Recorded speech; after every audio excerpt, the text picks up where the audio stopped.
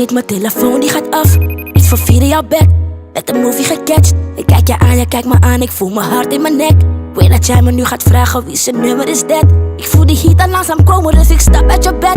Ik kijk hem aan, diep in zijn ogen, ik besef dit gaat lef.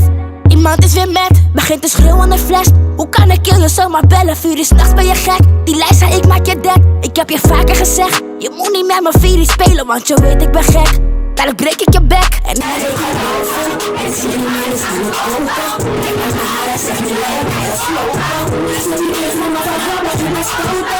Ga mij dus zeggen, deze is allemaal een stoten. Zo van die boze, echt niet gelogen. Deze bitch, die heeft echt de hulp nodig.